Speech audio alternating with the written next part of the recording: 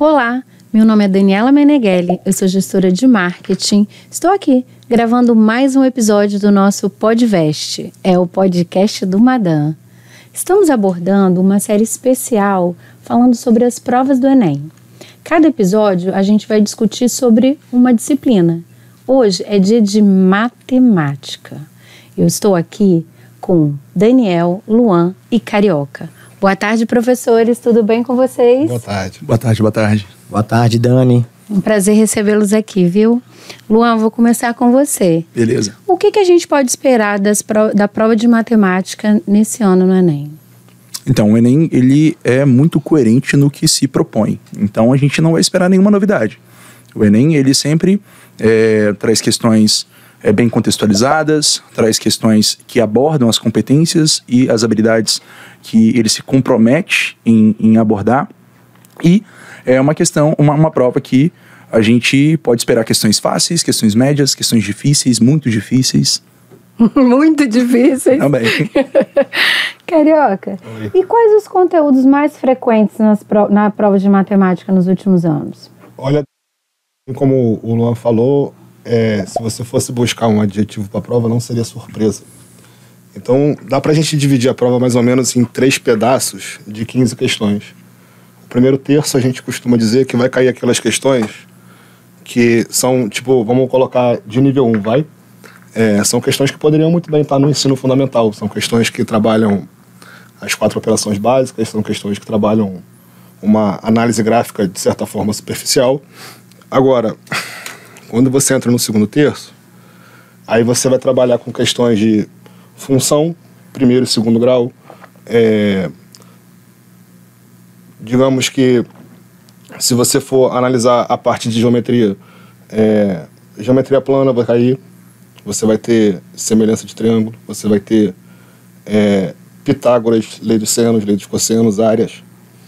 Vamos botar 3 questões, com certeza, de análise combinatória ou probabilidade, certo? Você tem também aquele MMM, né? Que é moda média e mediana, quando você trabalha com estatística, vai cair também. Aí você consegue compor esse segundo terço. Agora, quando você fala das questões que o Luan citou como as questões mais difíceis, vai estar nesse terceiro terço da prova, que vai ser ou uma questão de logaritmo, ou uma questão de exponencial. Você vai ter uma questão de matriz, você vai ter, talvez, né, de matriz, não costuma cair muito. Você vai ter também... Trigonometria, não sei. Você vai ter também... Geometria analítica. Geometria analítica vai cair o quê? Distância de ponta a ponta? Às vezes, uma de circunferência, de vez em nunca. Mas assim, a trigonometria, ela acaba entrando a trigonometria do triângulo retângulo dentro da própria parte de geometria plana, mas você vai ter, sim, como o Bola falou, uma questão de análise gráfica, de função trigonométrica, né, um deslocamento para cima ou para baixo, um alongamento. Mas aí você consegue entender mais ou menos a prova dessa forma, certo? Com 3 degraus, assim. Entendido. Muito bem, já entregou tudo aí do podcast, né? Falou tudo que vai cair na prova. Você me perguntou isso, né? Excelente, muito bom. Daniel, e como a prova de matemática dialoga com as outras disciplinas do Enem? Então, Dani, essa é uma pergunta interessante, porque no início o Enem se propôs a isso mesmo, ser uma prova interdisciplinar. Então, você vê, a gente não tem, antigamente, né, fazia os vestibulares, ainda tem os vestibulares tradicionais, a gente tinha prova de história, geografia e às vezes, né, de filosofia, sociologia, enfim. E hoje você tem uma prova de ciências humanas, né? Então, essas matérias, a interdisciplinaridade entre elas é mais fácil de ocorrer, elas fluem melhor uma entre as outras, né? Então, às vezes você pega uma questão de atualidades, que pode ser uma questão tanto de um professor de história ou um professor de geografia. A mesma coisa ocorre nas provas de ciências da natureza. Até com um grau menor, a gente consegue muito bem distinguir as suas questões de química, biologia e física, mas às vezes já tem uma questão de química conversando com uma de biologia, né? Uma de química conversando com uma de física, enfim. Agora, a de matemática, ela conversa muito pouco com as outras disciplinas, porque essa não é, digamos assim, a competência que o Enem quer cobrar nesse momento, né? Então, basicamente, são as questões, assim, se o aluno for, por exemplo, né? A gente tem muito aluno que é bom em matemática, às vezes não é tão bom em outras matérias, ciências humanas, isso aqui, que vai bem na prova de matemática, justamente porque ela não dialoga muito bem com uma prova de linguagem ou ciências humanas. Mas deixando claro que uma coisa que é característica do Enem são questões que conversam com o cotidiano do aluno. Talvez nem tanto com o cotidiano do aluno, mas com o cotidiano da sociedade em si, né? Então, eu costumo muito dizer, né? Vai cobrar uma questão, nunca vai ser uma questão, calcule a área do triângulo e vai ter um triângulo lá desenhado. Aí você sempre quer se construir alguma coisa, quer fazer um furo não sei aonde, quer pintar uma parede de tal forma, quer levantar um muro assim, assado. Então, são questões que o Enem evita usar palavras até um pouco mais teóricas, digamos, né? Calcule o raio da circunferência inscrita no triângulo. Eu sempre dou esse exemplo em sala de aula. O Enem nunca vai colocar essa frase na prova. Mas quando ele quer fazer um furo dentro de uma peça que é triangular e o furo tem que ter o maior raio possível, ele está perguntando exatamente isso. Até por isso o Madan tem uma filosofia de prática de aula e teórica, né, de aprofundar bastante na teoria, independente da questão se modelo Enem ou não, porque o aluno, se tiver uma teoria bem consolidada, ele consegue resolver mesmo essas questões que tratam, às vezes, do cotidiano ou coisas do tipo. Basta ele identificar do que está se tratando. Então não tem jeito. Pode ser que o cara vai cobrar uma questão de área que vai pintar uma parede, mas vai continuar tendo que calcular a área. E se ele não souber calcular a área, ele não vai conseguir resolver. Tá? Mas, sendo mais direto a sua pergunta, eu não enxergo o Enem como uma a prova de matemática especificamente, como uma interdisciplinaridade tão grande com as outras áreas. Tá? Como outras, né? Como ciências humanas, né? Por exemplo. Como exemplo, exato. Entendi. Então, agora a gente vai bater um papo aqui, eu não vou direcionar a pergunta, vocês fiquem à vontade para conversar com a gente. Quais são as principais habilidades e competências exigidas da prova de matemática do Enem? Bom, quero começar, Luan? Fica à vontade. Não, o Enem tem uma matriz de referência. Inclusive, essa matriz, ela está disponível para qualquer um ver, tá? Os professores costumam entender essa matriz, então vai estar lá, o aluno tem que saber analisar um gráfico e concluir os dados a partir dali. O aluno tem que... Então, inclusive, tem escolas que se propõem até em seguir exatamente essa matriz e não seguir o conteúdo em si, o que não é uma proposta nossa, por exemplo. A gente prefere dar o conteúdo e dizer como que pode ser cobrado de acordo com a matriz de referência, tá? Eu acredito que não é algo que o aluno deva, talvez, se preocupar tanto em entender exatamente. Eu acho que é importante ele ler, pelo menos uma vez, mas ele, assim, tá consciente que se ele tiver um conteúdo bem consolidado, dificilmente ele não vai ter a habilidade que o Enem está exigindo. Então, ele não se preocupar, eu tenho que ter essa habilidade de analisar um gráfico ou fazer uma conta assim. Não precisa, porque você tendo um conteúdo bem consolidado, automaticamente você já vai ter essas habilidades, tá? Então, assim, eu acho que o Enem se propôs a mudar um pouco essa proposta de como os conteúdos vão ser cobrados, mas cada vez mais o Enem está voltando a ser um vestibular tradicional, né? Então, até a proposta que o governo tem de trazer um Enem primeira fase e segunda fase com discursivas, todo aquele que a gente ouviu lá em 2008, quando queriam colocar o Enem, que tinha que ser uma prova muito mais interdisciplinar, para o aluno pensar, para o aluno ter que ler, concluir, não sei o que, a gente vê que está caindo por água abaixo, porque eles querem voltar exatamente como eram os vestibulares tradicionais, que era uma primeira fase de objetivas e uma segunda fase discursiva com as questões específicas de cada área, de acordo com o aluno vai fazer.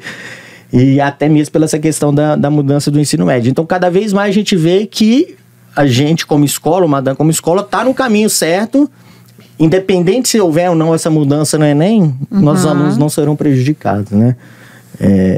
Luan, quer concluir algum comentário? Sobre a matriz de competências e habilidades, domínio público, você joga lá no buscador, matriz de competências e habilidades no Enem, você acessa o primeiro link e você vai ter toda ela lá sem mistério. E é justamente o que o Daniel falou. A proposta do Enem não é ser, aspas, conteudista. E sim buscar que o aluno pense, buscar contextualizar aquele problema. Tanto que ela propôs, eu acredito, o que eu penso, ela propôs essa matriz de competências e habilidades justamente para poder fugir dos editais tradicionais que traz matemática, o que vai ser abordado, função do primeiro, função do segundo, teorema de Pitágoras, para evitar aquela listinha, né, que o aluno vai dando checklist no que ele já estudou, e sim, de que maneira aquelas questões vão ser abordadas, as competências e habilidades que aquelas questões vão ser abordadas.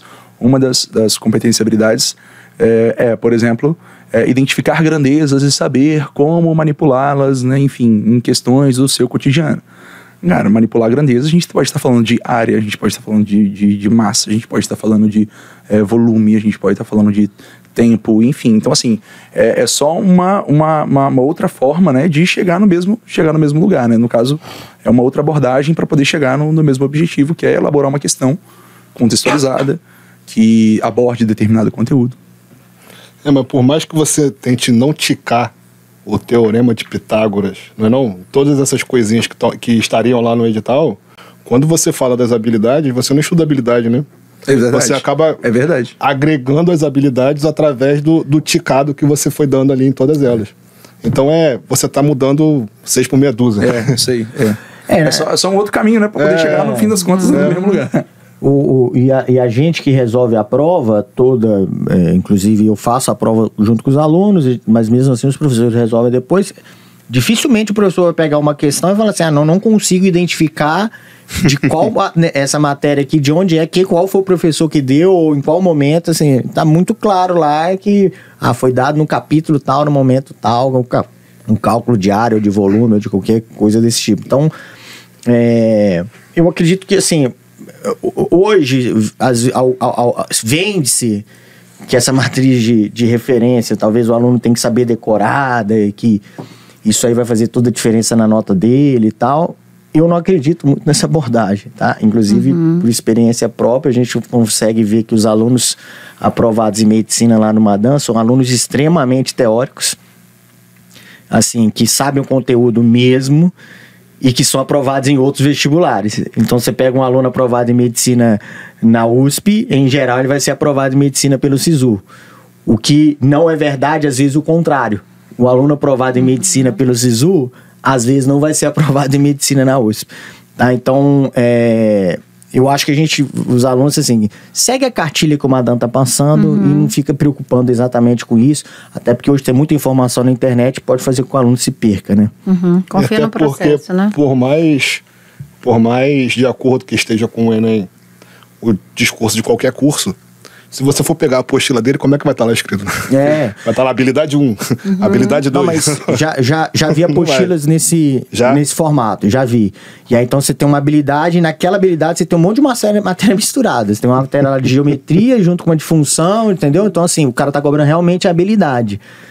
Mas não sei se esse é o melhor formato de se ensinar, entendeu? Eu não acredito nisso, mas eu já vi.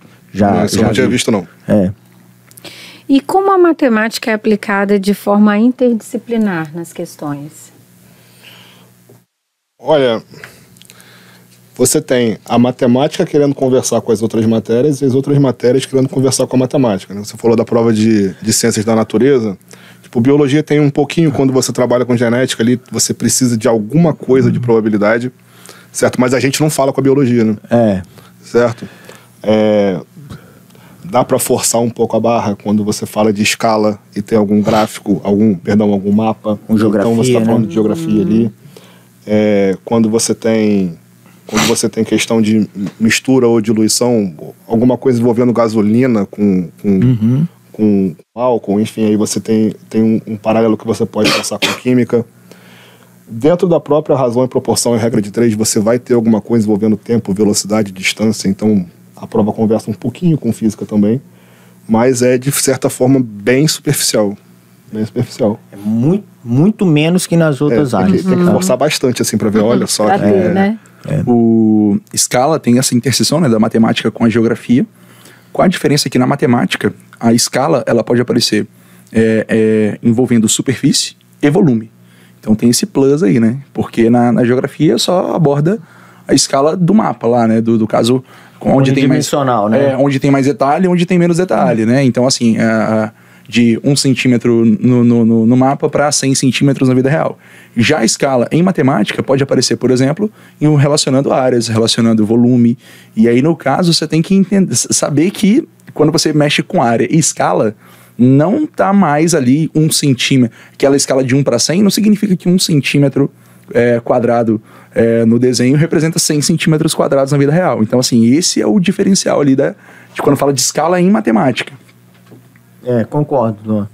E como eu faço o Enem desde 2014, uma das questões até difíceis que já caiu no Enem foi uma questão de fuso horário. O cara pegava um voo, não vou lembrar a questão exatamente, mas era de Nova York para França e voltava. Então falava que hora que ele saía de Nova York, que hora que ele chegava na França e que hora que ele voltava e qual era o tempo de viagem. Então perguntava que hora que ele ia chegar, qual horário que era em Nova York. Que foi uma questão difícil, porque eu não sei nem se os alunos em geografia veem tão... às vezes, assim, eles entendem que é o fuso horário, diferença, mas não sei se eles resolvem questõezinhas desse jeito, assim, entendeu? Então, eu achei uma questão bem interessante. Mas eu não sei se o principal objetivo da prova, os elaboradores das questões de matemática, é realmente conversar com as outras áreas. Acredito que não seja isso o foco deles, tá? E a gente sabe, assim, que no Enem, né, a questão do tempo é algo muito importante, né? O aluno tem que saber controlar esse tempo aí. E há pouco tempo a gente estava lá, né, com os meninos na prova do ITA, e uma das coisas, né, que foi falada analisa as questões, né, verifica as questões, acha as questões fáceis e médias, faça elas primeiro e depois você, né, se der tempo, você vai para as questões difíceis. A gente tem uma orientação que a gente dá para os nossos alunos, como que eles controlam o tempo, o que a gente pode falar sobre isso? Bom, quer começar, Luan, dessa vez? Não? Fica à vontade, fica à vontade. Eu vou falar, eu conversei inclusive isso na última aula com uma das turmas, né? Eu falei, engraçado que quando eu fiz vestibular, sei lá, quase 20 anos, quando eu fazia prova na escola, né? Meu pai falava, olha, abre a prova e faz o que você sabe. Depois você vai para o que você não sabe. Então, essa frase, ela é dita desde que existe prova. Você não vai abrir a prova e falar, não, essa questão aqui eu não sei fazer, eu vou tentar fazer. Assim, não existe isso. Então, eu até brinquei com eles. Falei, assim, hoje em dia você tem esse monte de coach aí que quer ensinar o cara a fazer a prova do Enem. Bom, mas é óbvio que você vai abrir a prova e tentar fazer o que você sabe e depois o que você não sabe. Qual que é a diferença hoje? Hoje, você não fazer as questões que você sabe, teoricamente o Enem entende que você deveria saber, ela vai prejudicar bastante sua nota. Não é mais uma nota de 0 a 1, né? É uma nota de probabilística, né? Pela teoria do resposta ao item, do famoso TRI. Então, ela tem um peso maior você selecionar essas questões fáceis, médias e difíceis. Então, assim, nunca é para resolver uma prova em ordem 1, 2, 3, 4, 5. Isso é claro. Uma coisa que quando eu fazia vestibular, meus professores comentavam, e eu comento também com os alunos hoje em dia, sempre quando o fiscal fala assim, ó, pode começar a prova, assim, você respira, abre a prova, folheia ela inteira, espera 5 minutos até a adrenalina baixar, 3 minutos, porque se você abrir a prova desesperado e ler a primeira questão, com a adrenalina lá em cima, você vai ler e fala, cara, eu não sei fazer, e já vai te dar um baque já. Ao invés de você ficar com 5 minutos com a adrenalina em cima, você vai ficar 15, né? Então, já perdeu 5 questões. Então, assim, folheia a prova inteira, independente qual seja a prova. Outras dicas, às vezes, que a gente ouve na internet, eu até brinquei com os meninos, eu falei, leia a prova inteira, marque com uma estrelinhas fáceis, 2 estrelinhas médias, 3 estrelinhas difíceis. Acho que esse professor nunca fez uma prova do Enem. Acabou a prova. O cara vai chegar, depois de 5 horas e meia, ele vai ter marcado todas as questões e não vai ter resolvido nada, não faz sentido. Então, assim, é impossível você ler todas as questões, marcar quais são médias, fáceis, médias e difíceis para depois resolver. Isso é impossível. Então, o que a gente fala, numa folheada, dá para você ver. Isso é uma questão de gráfica. Então, basicamente, vai ser uma questão de analisar gráfico que, assim, é quase impossível dela ser muito difícil, né? Questões, eu tenho muita facilidade em Questões também de análise de aritmética básica, né? O cara tem questões muito famosas de preço pela massa, né? Ó, o produto custa tanto e é 1 litro, outro custa tanto e é 1 litro, ou seja, comparação. Lembra uma questão do pão de forma, né? Quanto tem de amido ou de cereal em cada pão, enfim. Então, assim, dá para identificar, né? E algumas conteúdos. Eu sei que eu tenho muita facilidade em geometria. Pô, então, provavelmente uma questão de geometria, mesmo que ela seja um pouco mais difícil, mas para você vai ser fácil, né? Então, pode começar a ir para ela. E uma outra coisa... Então, assim, é inaceitável o aluno marcar questões direto no gabarito sem ter lido toda a prova. Isso é inaceitável. Tá? Eu tô fazendo Enem pela primeira vez, sou no 3º ano, tive uma base muito forte. Tudo bem, isso vai acontecer, então saiba que você não está concorrendo às vagas de medicina. Mas um aluno que está correndo às vagas de medicina, ele tem que ler a prova inteira, porque as 10 últimas, sei lá, as 10 últimas questões, Daniel, não consegui ler porque acabou o tempo, marquei direto no gabarito do A. Ótimo. Só que pode ser que de uma dessas 10 questões tivesse 7 que o Enem entenderia que você poderia resolver. Então deixar de ler questão é quase inaceitável. A prova, e lembrar que a prova de matemática não é prova sozinha, né? Você tem a prova de ciência da natureza. Então, assim, são 5 horas e meia o segundo dia.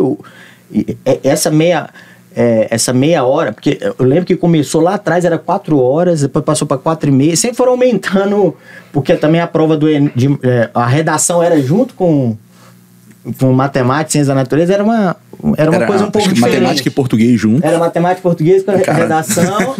Era isso aí. Tinha que fazer contra os 2 finais de semana. Ciência da natureza e ciências humanas. Era isso aí. Então, mas enfim, no formato de hoje, né, eu sempre falo com os alunos, eu faço a prova na hora. Eu não consigo resolver a prova em 2 horas inteira. Tudo bem que eu faço todas as questões, leio cada questão tal, porque eu tô tentando ali, né, acertar todas as questões e fechar, mas assim...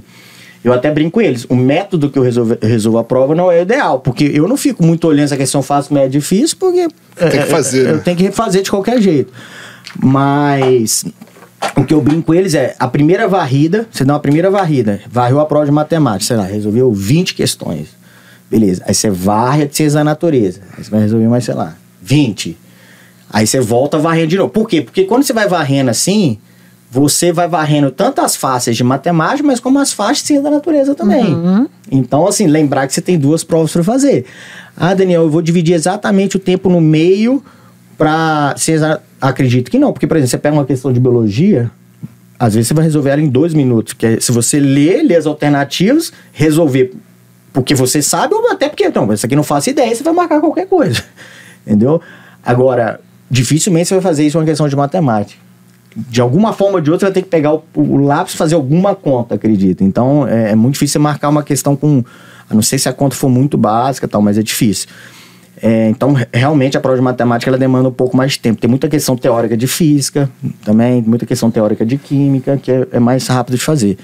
E a questão do gabarito. Só para fechar e deixar vocês falarem também,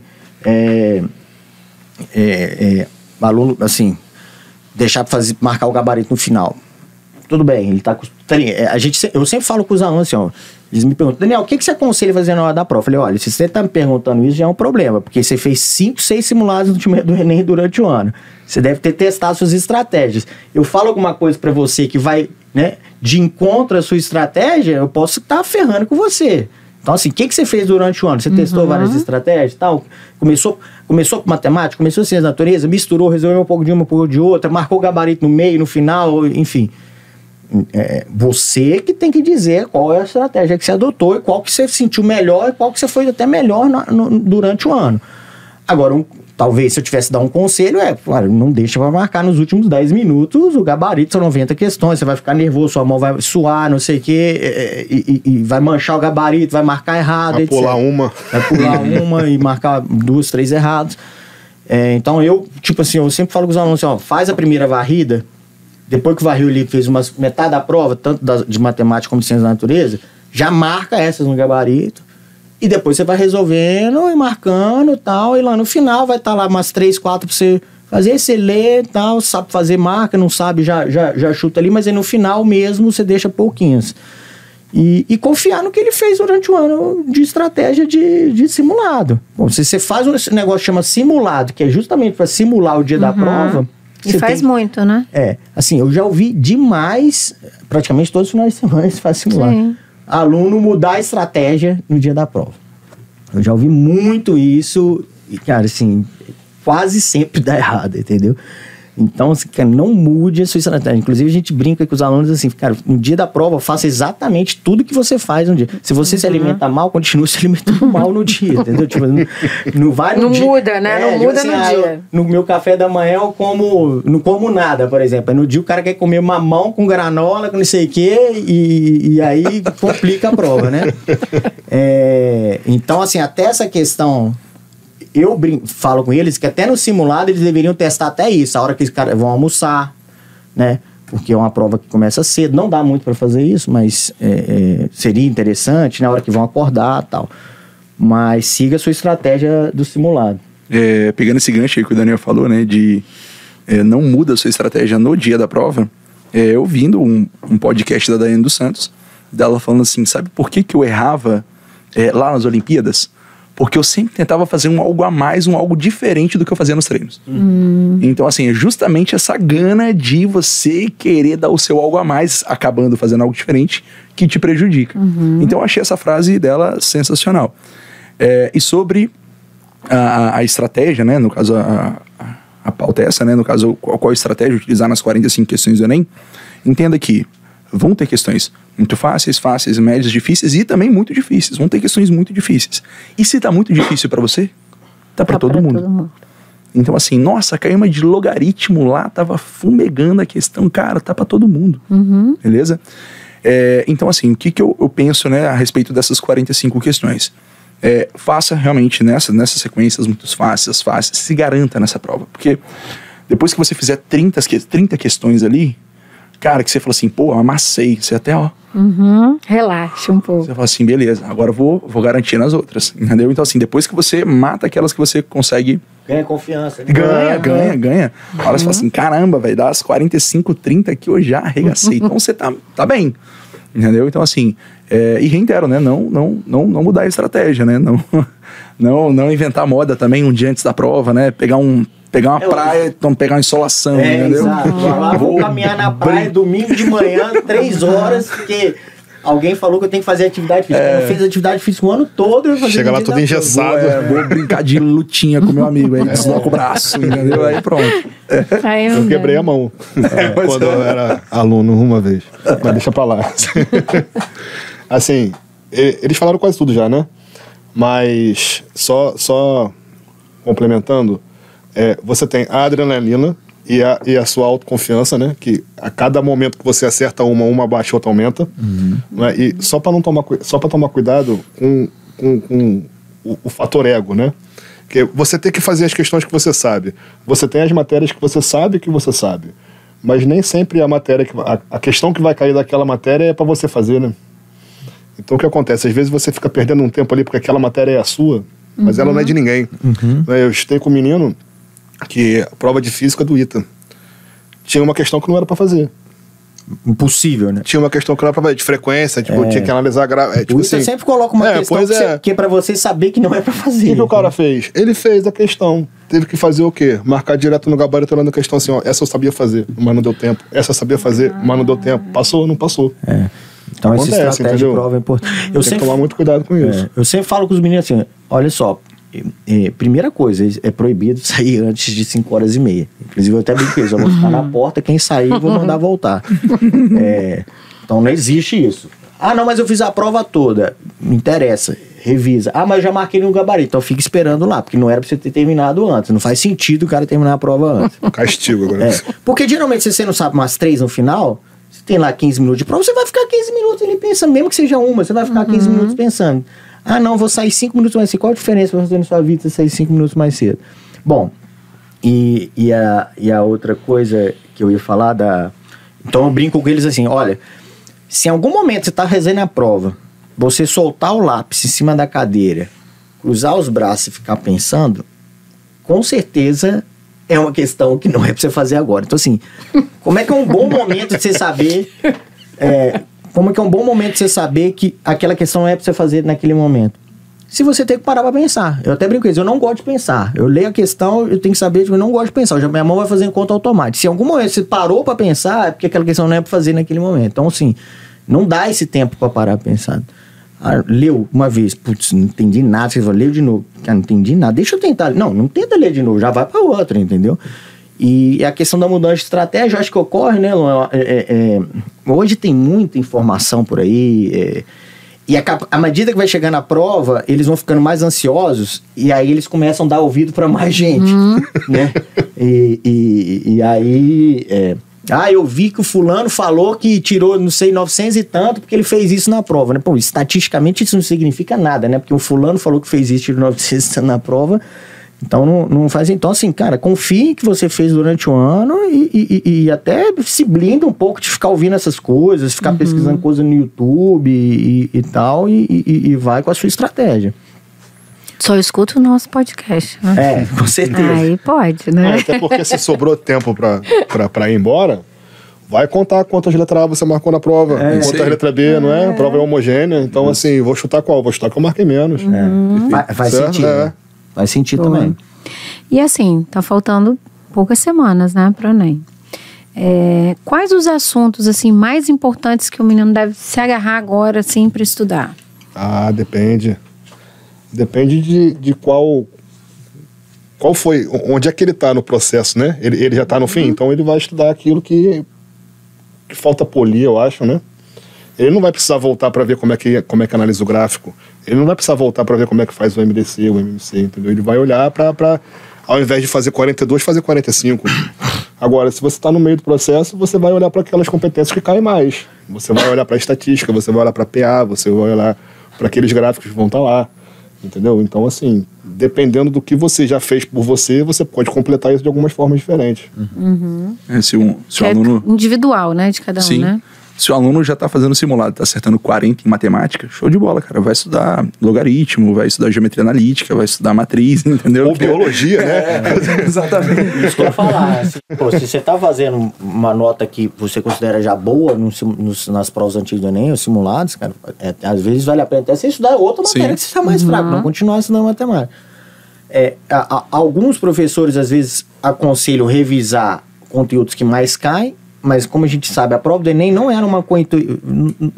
Não é igual a prova do ITA, que às vezes a gente tem que ir com fórmulas decoradas para a prova para evitar de ter que demonstrá-la durante a prova, que você vai perder muito tempo. É uma prova que vai cair uma área de triângulo que o aluno, praticamente todo mundo sabe que é base vezes altura sobre 2. Então, uma vez ou outra vai ter que usar alguma outra fórmula diferente disso. Então, assim, pode ser que ele possa ir revisando pelo conteúdo, que eu não acho muito aconselhável, mas eu acredito que cada um tem que olhar basicamente onde ele está falhando, quais são os pontos dele. Às vezes a falha dele não é em conteúdo, é realmente em tempo para resolver a questão. Então, assim, tentar ganhar agilidade nisso, entendeu? E às vezes a deficiência dele no momento não é nem matemática. Então vai estudar outra matéria, vai estudar física, química, enfim. Mas assim, nessa reta final, é melhor ele praticar exercício, fazer provas anteriores, né? Focar nisso, ou talvez estudar um conteúdo que ele ainda não assimilou totalmente. Quer falar, Luan? Fala você que é melhor. Então, reitero, depende de onde esse aluno está, né? Como os professores falaram. Se esse aluno está acertando 40 em matemática e está acertando 28 em português, né? Realmente vai para português. Mas se ele está acertando 40 em tudo, situação hipotética, né? Por volta de 40 em tudo. Pensa que o Enem, ele é um vestibular que contempla 5 milhões de pessoas. 5 milhões de pessoas vão fazer o Enem. Agora pensa, 180 questões. Quantas pessoas acertam 125? Algumas centenas de milhares, né? Então, assim, por esse motivo também não pode ser o TCT, né? A teoria clássica dos testes, o famoso 01. Tem que ser a teoria de resposta ao item. E por vezes, um aluno que entra em medicina e o que não entra é por centésimo, ou seja, pela segunda casa ali depois da vírgula, a diferença. Então, vamos lá. O aluno está acertando 40 em matemática, né? E no caso ele está conseguindo fazer a prova no tempo certo, show de bola, mas ele está errando aquela de logaritmo. Ele está errando aquela de função trigonométrica. Então, assim, às vezes essa questão é o diferencial para você entrar ou não. Então, reitero, né? Depende de qual posição você tá. Tô acertando 40 em tudo. Cara, então é ajuste fino. Tô acertando 43 em matemática e 25 em ciências humanas. Vai estudar ciências humanas. Perfeito? E assim, eu até brinco outra coisa que eu brinco com eles, né, com a apostila de revisão que a gente tem, que são as provas antigas do Enem. Eu falei, isso aqui tem que ser seu filho, você carrega pra tudo quanto é lugar. Você vai, mãe, vou almoçar no shopping hoje com a família. Beleza, aí você leva essa apostila e no intervalo lá do almoço você resolve uma questão ou outra, porque é resolver questão, não só para conhecer a prova, para entender como é que são as questões, que as questões costumam ter até uma certa repetição, né, até no comando, no estilo e tal, mas para você começar a ganhar, é igual jogador de futebol às vezes, né, o cara machuca, aí quando volta, fala assim, o cara tá fora de forma. O que o cara tá fora de forma? Ele tá, sei lá, 1 ano sem jogar, sem tempo de bola, sem um monte de coisa. Então ele vai precisar de uma minutagem ali para voltar a ser o que ele era. O aluno, ele tem que chegar, digamos assim, eu brinco com ele, sua mão tem que chegar na prova escrevendo sozinha, sem pensar. Então fazer conta rápido, então vai fazer umas questões, tenta fazer as contas de cabeça, entendeu? Depois você vai lá no cantinho, pode fazer a conta, mas como ali é teste mesmo, tenta fazer as contas de cabeça, tenta simplificar a conta ao máximo, hoje fazer a conta, enfim. Então, é resolver questões. Pode olhar um conteúdo ou outro? Claro, deve até, que você tá ruim. Mas basicamente, o quanto mais questões ele resolver até o dia da prova, melhor. Se for do Enem, ótimo. Tem alunos, por exemplo, que vão fazer outros vestibulares, né? A gente tem esse final de semana próximo aqui, não sei quando o podcast vai no ar, mas tem a Unicamp, depois tem o Enem, e logo depois do Enem tem a USP, né? Então tem alunos nossos que vão fazer a Unicamp e a USP, ou um dos dois, que estão fazendo a apostila de revisão dessas duas. Tá ótimo. Mas ele não tá resolvendo as apostilas do Enem. Cara, é assim, igual eu falei, ele tá resolvendo questão, seja até mais difícil, assim, ele tá no caminho certo, independente se a questão é do Enem ou não contextualizada. Então, assim, resolva o mais questões possíveis. E não para. Por mais que você já tenha feito todas as provas anteriores, seja ela como uma prova em si, ou porque você já diluiu ela nas apostilas durante um ano, muda a prova. Vai fazer a prova da Unicamp, vai fazer a prova da FUVEST, vai fazer outras provas. Não para de fazer questão nunca. E assim, cara, quando estiver resolvendo as provas, uma coisa que eu brigo muito com os alunos, porque na nossa época, né, Carioca, talvez do Luan também, mas como eu estudei junto com o Carioca, a gente não tinha internet. Então, por exemplo, eu não sei fazer uma questão bonita. Cara, ou você pergunta pro seu amigo, ou você pergunta pro professor lá no dia da aula pra ele responder. Hoje você fica sem saber fazer Se você der sorte, ele vai falar que sabe, né? E hoje não. Hoje, o que acontece? O cara resolve resolve umas questões de matemática, ele erra uma, o que ele faz? YouTube, resolução. E assiste a resolução. Eu falo com os cara, não assista nenhuma resolução. Errou uma questão? Você vai virar pro seu amiguinho do lado, que é seu amigo, não é seu concorrente que tá ali, é seu amigo, vocês vão passar juntos. Você resolveu essa questão? Não, eu resolvi. Vai ser bom pra você e pra ele. Não resolvi. Vamos perguntar pro outro amigo ali, pro outro amigo. Cara, eu perguntei pra 40 pessoas, ninguém sabe. Aí você vai perguntar pro professor. E aí ele vai, porque provavelmente se 40 pessoas não souberam fazer aquela questão, ele vai resolver na sala pra todo mundo. Por quê? Porque o aluno às vezes assiste a resolução, óbvio que ele entende a resolução. Todo mundo praticamente entende uma resolução. Mas aí depois ele vai tentar reproduzir aquilo, ele não tem, às vezes tem uns pulos do gato que ele nem percebe na resolução, entendeu? E às vezes cai uma questão parte do processo. Então você fala, cara, assim, não olhe nenhuma resolução. Mas se a resolução não for vídeo, for escrita, não interessa. Escrita talvez seja até pior, porque às vezes o cara dá uns saltos lá que você não entende nada, entendeu? E o aluno fala assim, eu entendi. Análise combinatória acontece muito isso, eu brinco com eles, né? Se o cara olha a resposta lá, tá dividida por 2. Aí o cara fala, é óbvio, esqueci de dividir por 2. Porra, não é óbvio. Tipo assim, ele não entendeu o que é pra fazer, entendeu? Então, não olhe nenhuma resolução. Eu tô lá disponível, me vi um corredor lá, viu passando, Daniel, vem cá, resolve uma questão aqui pra mim, eu vou lá, paro, resolvo e melhor. Eu acho que até você chegar no professor tem que demorar muito. Porque, tipo assim, eu quando era aluno, já fiquei mais de uma semana com a mesma questão, eu tentando fazer, eu não mostrava pra ninguém, porque eu sabia que fazia parte do meu processo de desenvolvimento, entendeu? Se eu sou ansioso ao ponto de fazer a questão agora, não conseguir, vou olhar, eu não vou fazer o que eu devia fazer. Pensa mais um pouquinho em casa. Cara. Tal. Porque o pulo do gato, quando você percebe ele, a sensação é muito boa, né? Sim. Aí, pô, aí você não quer ver o pulo do gato, vai deixar o cara te mostrar. E não erra mais, né? Ou vai aceitar depois, né? Geralmente essas questões ficam marcadas, né? Até hoje eu lembro, eu resolvi uma questão assim, assada há 20 anos atrás, de tão marcante que ela ficou. Você fala completa aí, Luan. E isso acontece com muita frequência na monitoria lá na Madan, do aluno chegar e falar assim, monitor, né? eu sou professor e monitor lá, então assim, o aluno chega pra mim e fala assim, pô, professor, tentei fazer a questão, não consegui, vi a resolução, não entendi nada. Eu falei assim, vamos entender, né, o que você fez, e aí, até onde você chegou, entendeu? Cheguei até aqui, pô, beleza, vai por esse caminho, por esse. Então assim, e a resolução escrita, às vezes, como você disse, né, é pior. Então assim, hoje mesmo, há poucas horas atrás, um aluno estava resolvendo uma questão com o aluno, que aplicava uma fatoração lá, que assim, você tinha que tá muito esperto para entender como que ele tinha fatorado, o aluno não tinha percebido. Então assim, isso acontece direto. O aluno chega e fala assim, professor, vi a resolução e não entendi. E outra, tem questão, a gente estava falando sobre questões com nível de dificuldade, etc, agora há pouco. Quando o aluno chega para mim com a questão do pistão da Enem, aquela do pistão, cara, eu fico muito feliz, que eu falo assim, meu irmão, você tá agarrando nessa? Só nessa? Você tá muito bem, velho. Você tá voando, entendeu? Então, assim, porque essa questão tá tudo bem, eu te perdoo, você realmente é difícil, entendeu? É porque o Enem tem esses surtos também, né? Às vezes você pega uma ou duas, vai ter aquela do log, né? Do vidro do carro. Tem essa daí que se o cara botasse na prova dele, assim, passava despercebido, não passava não? Podia estar numa prova, num vestibular mais difícil um pouco.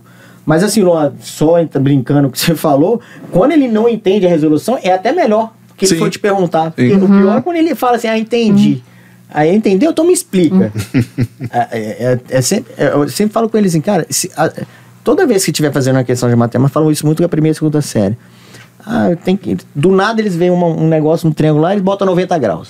Do nada. Tipo assim, toda vez faz uma pergunta. Por que é 90? Se você não souber responder, não bota, provavelmente não é. Não bota. Eu só levei um transferidor da 90 certinho. Faz isso não, cara.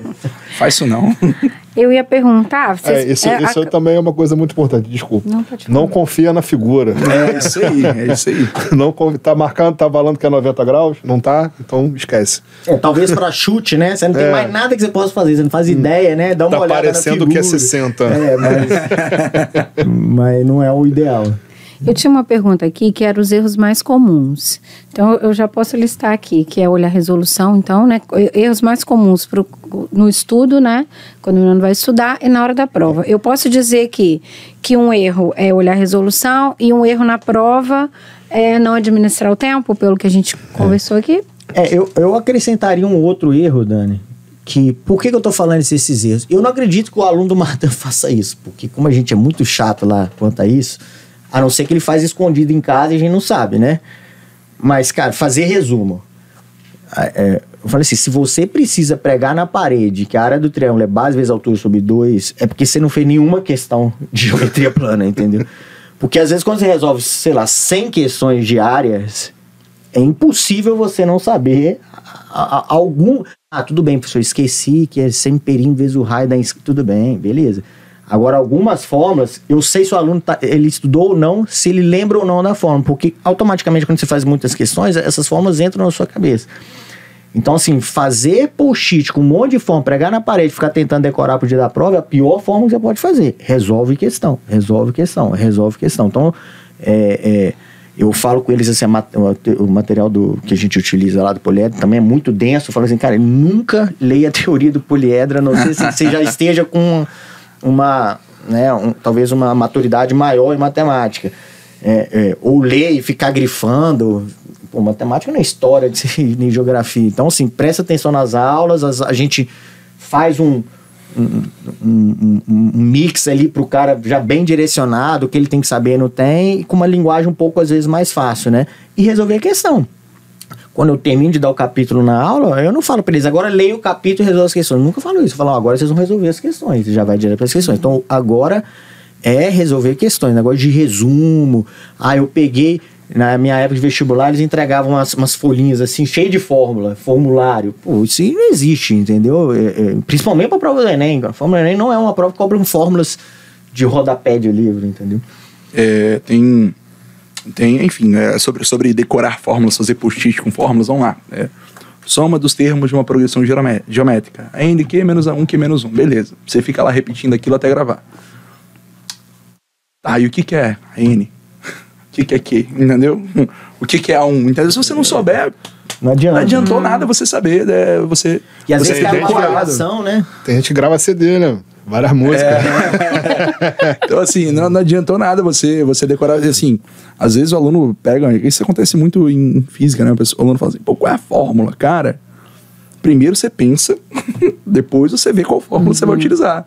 Entendeu? Perfeito. Então, assim, na primeira fórmula, depois você pensa, entendeu? Então, sempre, a fórmula é importante, decorar a fórmula é importante, mas se você não tiver pensado na questão, se você não entender aonde que você aplica aquela fórmula, não adianta de nada. Se o cara não tiver resolvido 50 questões de PA, se ele vai perguntar qual a fórmula dos termos, é impossível o cara perguntar depois dele resolver 50. Ele vai fazer igual já, né?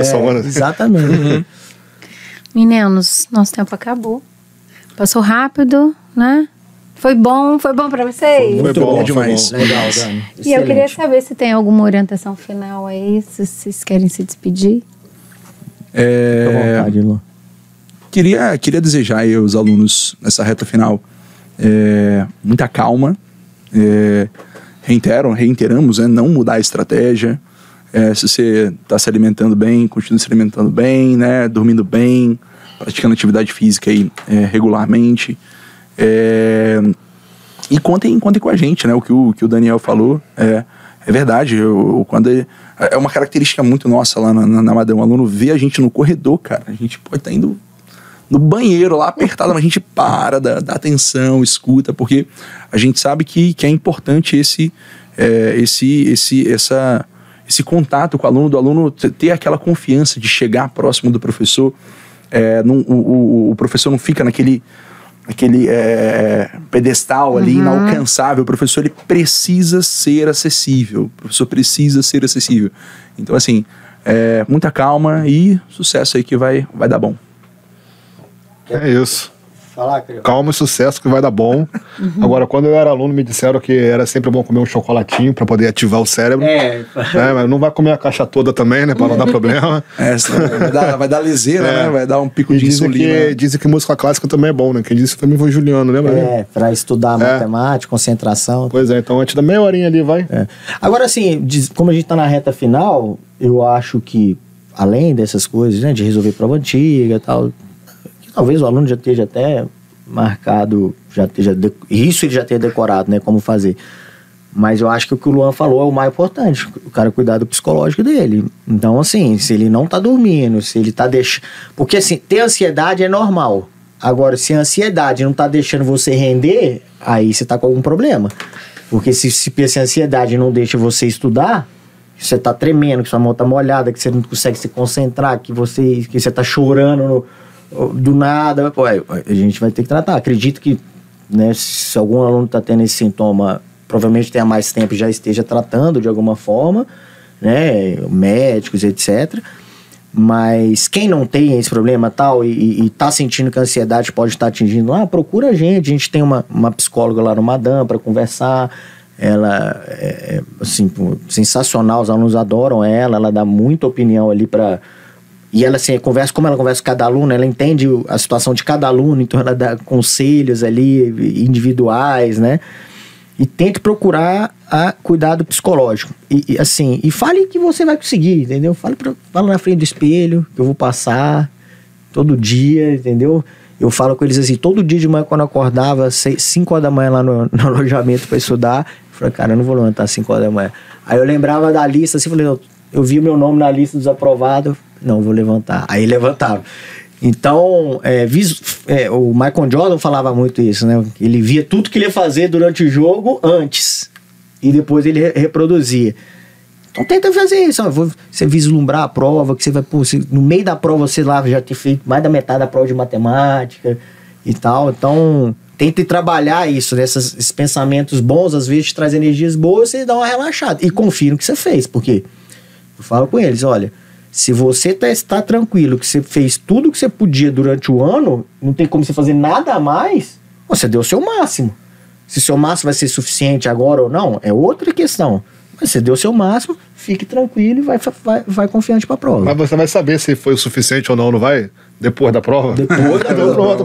Não precisa Ficar sofrendo por agora, antecedência. né? Eu podia ter feito mais? Bom, enfim, não dá para pensar isso agora. Então, gente, muito obrigada de novo pela presença, adorei. Espero que vocês também tenham gostado. E acompanhe o Madame aqui nas nossas redes sociais que vão aparecer aqui na tela. Um abraço e até o próximo episódio.